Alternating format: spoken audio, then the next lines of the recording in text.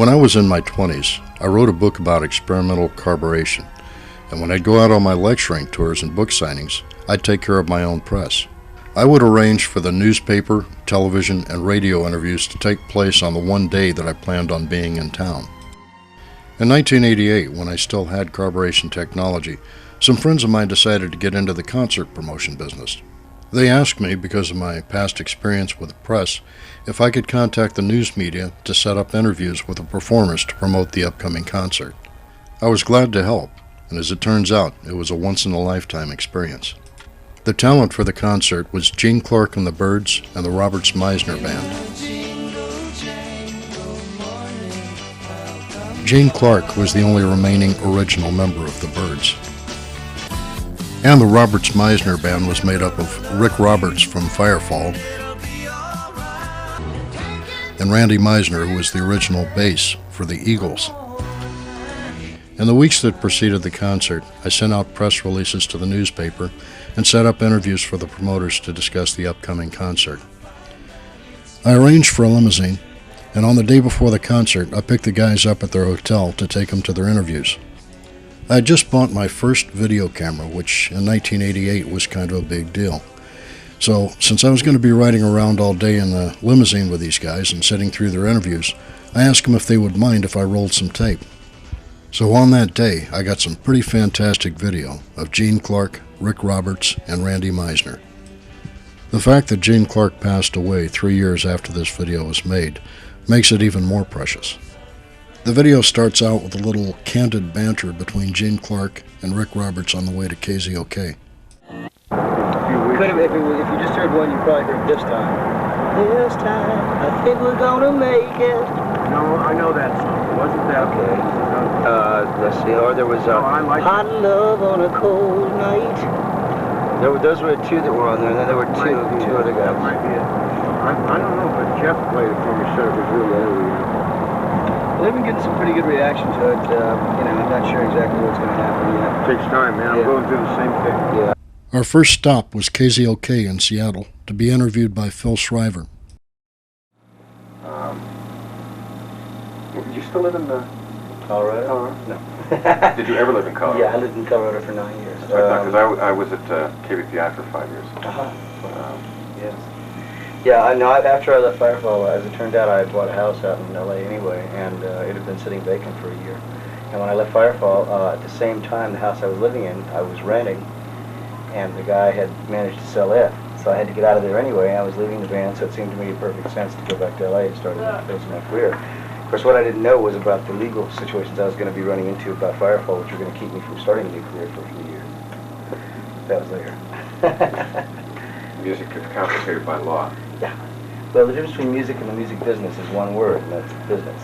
So that would actually be a good avenue to talk. Also, is the way the music business was in '65 and '66, when a lot of you didn't even think about it, I would imagine, and as a result, got taken advantage. Had no reference to it. Got taken advantage of. That didn't change by the time I got in either.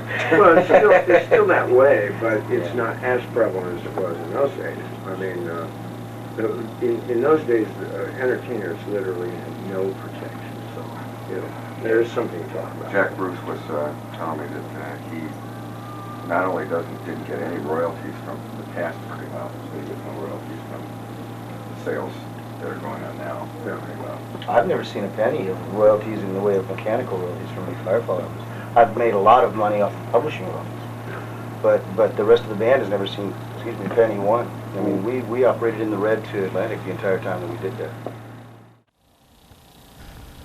Watching the interviews was fascinating, but it wasn't until we moved on to KBSG that they became extraordinary.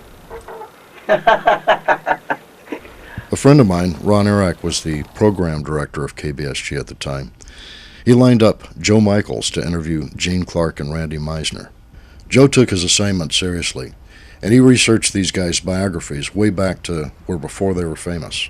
Gene Clark commented that it's one of the best interviews he's ever had. I wonder if the air conditioner's in. You want to buzz him on the phone and Say what?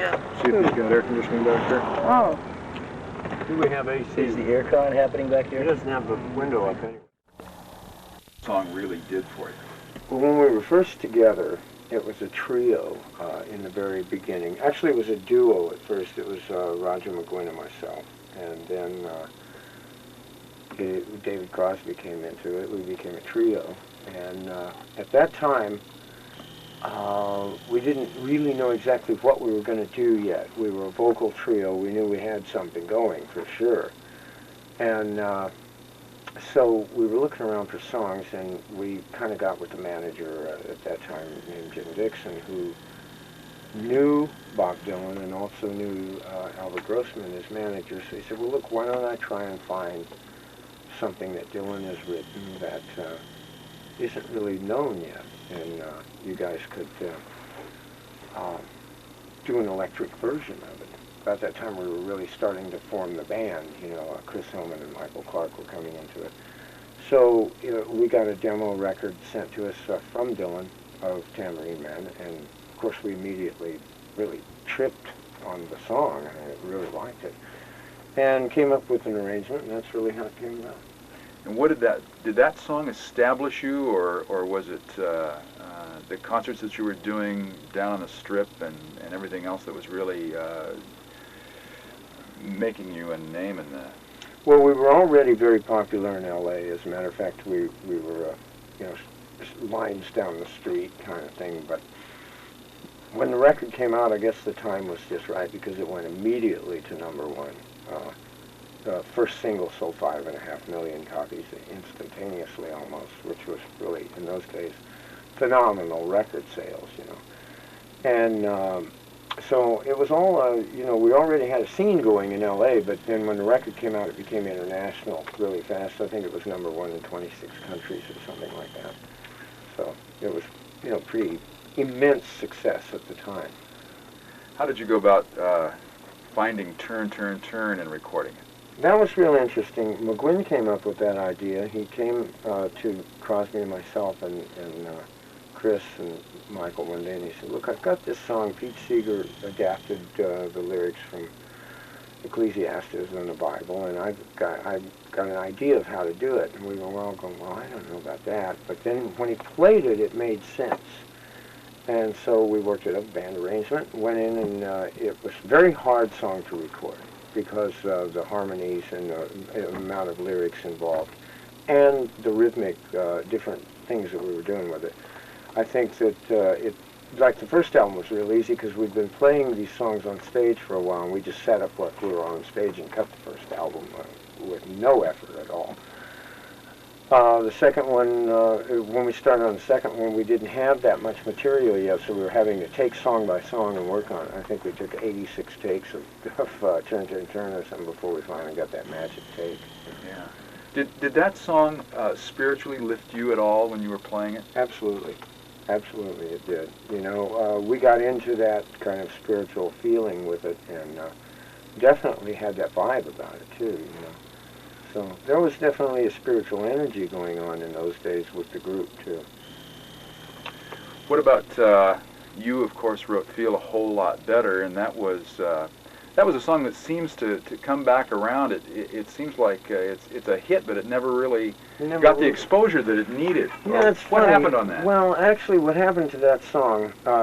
In the first 4 albums, including Pre-Flight, actually I wrote probably half the material that the Byrds did in that time. And 8 Miles High was my first really big hit, but Feel a Whole Lot Better was almost a big hit. But what happened is the record company was very confused on whether to do All I Really Want to Do, which was the other side, or Feel a Whole Lot Better. So they ended up, it was kind of a war going on because both sides were hits. But instead of one of the sides being a really big hit, they both were moderate hits, and that's really kind of what happened. Cher kind of entered into that too, didn't she? Yeah, she did. We had the first version, but then she got hers out just a little ahead of ours, and it was already a hit. Then they tried to turn the record over and promote Feel a Whole Lot Better, but by that time, it had kind of lost a little bit of its steam. Yeah. A lot of people have recorded Feel a Whole Lot Better too. Gosh, I don't know how many recordings there are now, but just a couple of years ago, Juice Newton put it on one of her albums, along with a host of a lot of other people that have done it. Was there a particular person in mind that you wrote that song for? No, not really. You know, most songs, a lot of songs are written in dreams too, which is very funny. I know a lot of writers that say that you'll be having a waking dream and you get this song in your head and you get up and you realize that it's nothing you've heard before, and you write it. That was kind of the case with Feel Alive. It wasn't written really about anybody. Just you take an idea and you work on it. Yeah. Where do those dreams come from? Where do those songs come from, do you think? I don't even know. I don't know whether it's something, I'm sure it's an energy being channeled through you, but I don't know what kind or where it is. But I have a lot of the new ones like that right now, you know, that I wake up and I go, wow, there it is. You know, run out, turn the tape recorder on, pick up the guitar and play it. At least what's in my mind of it. But if I don't catch it right away, it goes away. You know, you'll forget it. Tell me the story of 8 Miles High.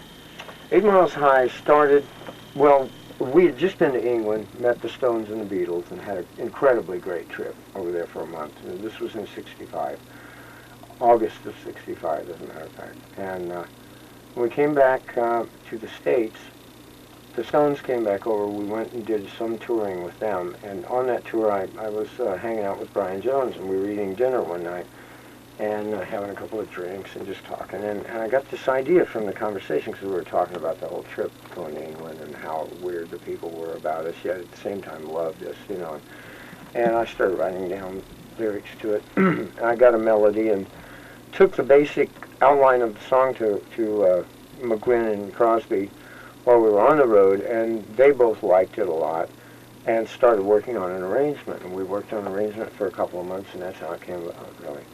What was it about? I mean, was it about? I've It was heard about stories. all of it. It was about everything. It was about the drugs. It was about the airplane flight. It was about the coldness of the people. It was about the warmness of the people. It was about all of it, really. There's one thing about good poetry. The most good poets that I've ever read or heard in my life they don't come and make the point real clear. They leave a lot to the imagination. And in this case, I think I succeeded with that in the lyrics of it, because a lot of people ask that question. They say, what is it about? It's really what you want it to be about, or what you can relate it to being about. I relate it to that particular trip at that time, you know. Some people relate it to LSD and drugs, you know. I mean, if they want to, that's fine. That really wasn't totally what was in my mind, but that did have something to do with it. When you talk about poets, anybody in particular inspired you? Well, you know, that's hard to say, because I like all the classic poets. But then again, I would say that modern poetry probably inspires me. Now for some reason my mind went blank. I'm trying to think of the man's name, the Irish poet. George Bernard Shaw? No. Not Foster. No, Dylan Thomas. Dylan Thomas. Really, really inspired me. I mean, the guy is, in my mind, one of the greatest poets that ever lived, because of his great descriptiveness, and obviously inspired Bob Dylan as well. And I got inspired by Bob Dylan and John Lennon both extremely, because I was right at that right age, and they were happening, and the kind of writing those guys were doing was different, but yet both of them had a really incredible and unique approach to everything. And I think that John Lennon's poetry still today is some of the best I've ever heard. You knew John?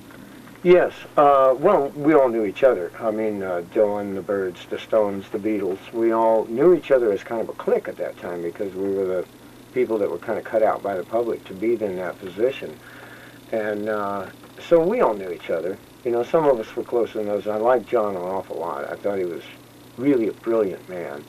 So, you know, as I do David Crosby, I think David Crosby is a brilliant man, you know. And Roger McGuinn, too. In certain areas, that man is unbeatable with his creativity, you know. So it was a mutual respect thing that we all had for each other. We liked to get together when we could and exchange ideas. And for some reason, I hated to see that die when it happened. But after the mid-'60s, when it got into the late '60s you know, with the advent of the heavy psychedelic drugs and all that, a lot of that seemed to fade away. So, do you keep in contact with any of those guys yet? Well, not for a long time, except for the Byrd.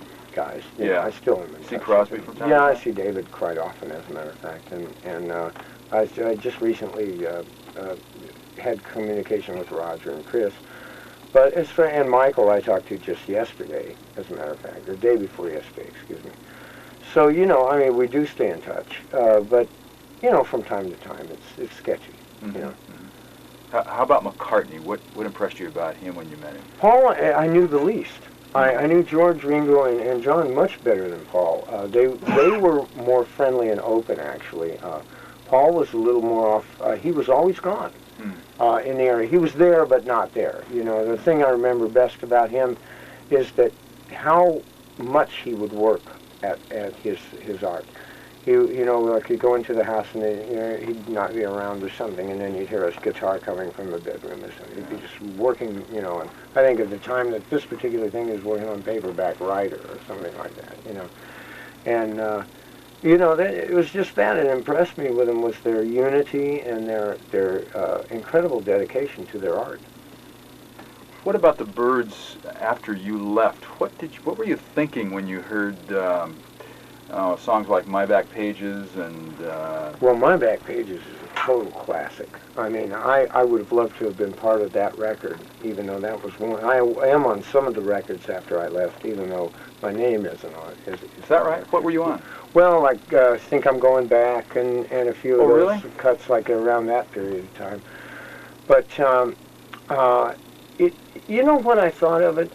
I thought I liked it a lot. I mean, the albums like Fifth Dimension, Younger Than Yesterday, things like that, I thought were great albums, you know. Of course, I was real into that time, starting into the contemporary country thing, Yeah. which was a little early for it yet, because it hadn't really caught on until way later. Yeah, But I saw you with Doug Dillard and the Golden Bear. right, yeah, Huntington Dillard and Clark, and of course that was even before the Flying Burrito Brothers and the Eagles and everybody else at Flair Poco that finally followed suit, you know. Now, you recently wrote a tune for Heartbroke. Was that yours? Heartbroke. No. No, I don't believe I don't. Didn't you write it? Didn't you have a country song that was a #1 tune not too long ago? No, actually I didn't. Oh, No. I thought you did. I thought No. you wrote that song for Ricky Skaggs. No, not myself. Okay. That might have been Guy Clark. Maybe that's what. Yeah, it might be. Gene Clark. I figured Gene who else Clark could is it probably be? Guy Clark. Yes, Okay. Right. Okay. So, how did you get this group of guys together as the Byrds? This just happened. It got kind of dumped in our laps, really. We were out with the members of Firefall, the band, and people like that on a tribute tour for 20 years of classic rock, right? And then Danko and Manuel went back to the band, and Rick Roberts went back to the group he's got now. But I was left with some guys who were just really good players, and people would keep calling and say, well, would you Byrds come play? And I said, well, we're not really the Byrds. And they said, oh, yes, you are. You sound exactly like the Byrds. There was a demand for the music. And that's how it came about. To really tell you how long-lived it'll be is very hard to say, because at this point, quite honestly, there's discussion about the original group reforming.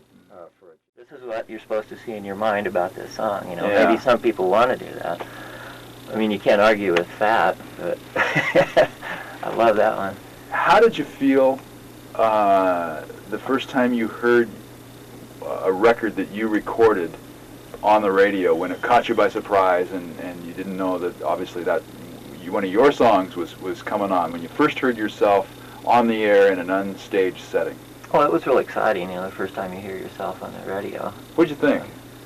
It's just real exciting, you know. You want to call your folks and say that they're going to play it and you're going to be hearing it and all of this. What was the first song? Let's see. Probably, I don't know if that ever made it nationwide, though. I was going way back when we first moved out here from Colorado. But let's see, I guess the first one probably was with Poco, I guess. We did the first album. Or actually, no, it was Rick Nelson. Or no, that was after. But You were in the Stone Canyon band with Rick yeah, Nelson. I pretty much got Stone Canyon band together. It was Rick had seen Poco play at the Troubadour quite a few times, and when he found out that I had quit, he had called me up and wanted to know if I could get a band together. So what it turned out to be was the guys that I came out, they were called the Soul Survivors from Denver. And so they were still in L.A. and didn't have anything really going on at the time. And so I went and grabbed them, and that was Alan Camp and Pat Shanahan and Rick and I, and we put the band together. That wasn't the same guys that did Expressway to Your Heart, was it? No, that was a different band. They They were the Soul Survivors of Denver. They had kind of a little hit back there in Colorado during that time. Were you, well, why don't you talk a little bit about Rick Nelson? What kind of a guy was he? He was a sweetheart. I mean, just couldn't find a nicer guy to work with. I worked with him, probably 2-3 years, and then I gave up music for a while, and then came back, and I think it was Rudy the Fifth that I might have done the last album. I went back to Nebraska, because at the time I was married, and we had twins, and I needed to get back there and take care of my kids. And then he had called, and they needed a bass player. His bass player they weren't finding the right part, so I flew out, and I think it was kind of just to get me back in the band. So I did that album with him, and then eventually a friend of mine from Pennsylvania that was going to school in Nebraska came out with me, and he had a high voice, and so when I went with Linda Ronstadt to join the Eagles, I replaced him, and so Rick wasn't left in the cold without a bass player right off the bat. And then they went on to, what's the song? Can't Love It. Garden Party? Garden Party, yeah. You weren't on that album? No, that was Steve Love, my friend, though. Were you on She Belongs to Me? Yeah, I think so. We did the live album at the Troubadour, the first one, and then there was one, I think it was Rudy the Fifth, but maybe it might not have been. I haven't seen him in a while. Yeah. I found out the other day I'd given all my albums away. I had to go to a memorabilia store to get them. Every time somebody comes over, friends or somebody, gosh, I don't have that album, so I'd always give it to him because I never listen to him at home once I make an album. Yeah. And so I was looking around one day, I didn't have one of my own albums, so I had to go to buy used ones. Wow. Anyway, what other songs from the Eagles were you on that became hits? Well, let's see. As far as on my own leads, I'll Take It to the Limit was probably the only one which was nice about that. It was never really promoted. It was the radio people chose it without, pushing it. A lot of times you'll push a single, but this one it was on demand. That it was being played so much that they had to release it on a single. So that was actually a real nice feeling. And every time we would play it live, it would always bring the house down. It was like the song, and it still works pretty good. Let's see. I don't know if you feel comfortable talking about. Any thoughts come to mind when I mention "Best of My Love"? Great song. Lion Eyes. Lion Eyes are all great songs. They still hold water, I think. That's my way of putting it, anyway. Yeah. You can still play them, and they sound good. Peaceful, Easy Feeling. Was that fun to play? Any Peaceful, one particularly yeah. fun song to play? Well, I like more the more up, kind of like One of These Nights and Hotel California and that kind of music myself. Mm-hmm. The ballads are okay, but as far as playing bass to them and singing backgrounds, it's pretty much boom, boom, boom, just the simple stuff. Not much you can say about that. Yeah. Now, if I'd been singing lead on it, I might have had a different feeling about it. Already Gone I liked, and, I like more of the rock and roll stuff we did. Yeah. Any words about Eagles getting back together and doing any kind of a reunion? Not really. I kind of keep in touch. I talk to Don Felder and Henley quite a bit. I think Joe Walsh is down in Nashville now, and I'm not sure. I think Glenn's just finished a new album. And Bernie was playing with Nitty Gritty Dirt Band, but I think he's on his own again. I don't know what he's doing, actually. I haven't seen him for a while. But one song I wrote that I think Felder, I wrote the lyrics. It's called Too Many Hands, which is one of my, I'm glad I was involved and able to write it because it's almost coming true now about destroying our Mother Earth and what I don't like about destroying it. So maybe that'll be a classic someday when there's nobody here to play it. I don't know. So, how did you get connected with Rick Roberts? It sounds like you guys have been friends. Well, yeah, we LA. You've brought just about everybody's name that lives in LA, and that. Oh, we got Laurel to know each other Canyon. real well in London, that in poker games. I remember we used to play a lot of poker with the Eagles. But I had played on one of Rick's albums before the Eagles. And we just kind of known each other through the crowd. And the way this band came together, I was just more or less doing some writing with a friend of mine, Reggie Fisher, and just doing some demos and just kind of kicking around. And I just happened to see Rick in a restaurant in L.A., and he was putting a band together. And at the time, I had short hair and was wearing glasses, and he didn't know who I was. And Mark Andes was with him, the bass player for Heart. And so Rick's saying, "Yeah, I'm looking for a bass player." And so Mark's standing behind me, pointing down at my head. Rick didn't know what he meant, and then he finally says, "Well, this is Randy." And so from there, it was like I wasn't doing anything, and Rick already had the band kind of started. So I hadn't played bass in probably 6 years or something like that, because when I went on my own, I started playing acoustic and singing. And so it was like starting all over again, which is really fun. And actually, I'm enjoying this more than I did, when I was younger, like the traveling and stuff. I'm thinking of different things. Yeah. What was it like to be with the Eagles when you were there at the pinnacle of their career? It was pretty crazy. It was a lot of fun. It was another kind of lifestyle, that's for sure. Like, every night there was the third encore, the top floor of the hotel, always every night, and parties, and a lot of fun, and a lot of, I don't know what you'd call it. I don't know, after a while, that's basically, I kind of took off after a while. It got a little bit too much for me, the traveling, and just every night, and it was just driving me a little crazy. So I had to get away from it. It works on you after a while. Yeah. Well, I think that's... And, but it was too far away from the business, too far away from all the contacts and communications. And it ended up being like, hey, if I'm really going to get back into this, I'm going to have to get back into the city where it is, That's all there is to it. You got to do it, That's what I noticed. I have a couple of friends that are going through it now. They live a little too far out to really be in touch with it. And they're going, man, I wish I could get this. I said, well, it's real weird, but if you're not available, even telephones and jet planes are not being available. You got to be there physically, and it's weird, but that's the way it is. Do you like to fly? There was always this thing about no, in those days I was a little overdosed with it, and plus, with that kind of success and being 19 years old, that kind of success and being an instant millionaire and all that crap that goes with it, and not having a moment's peace, I basically needed to do home for a while. It was like I couldn't handle it then,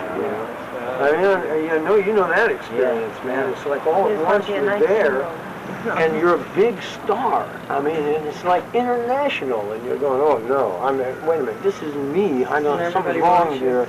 I always dreamed about this, but now it's here, and I don't know how to deal with it. And there was so much. We were traveling all the time, and of course in those days everybody was doing psychedelics, and that was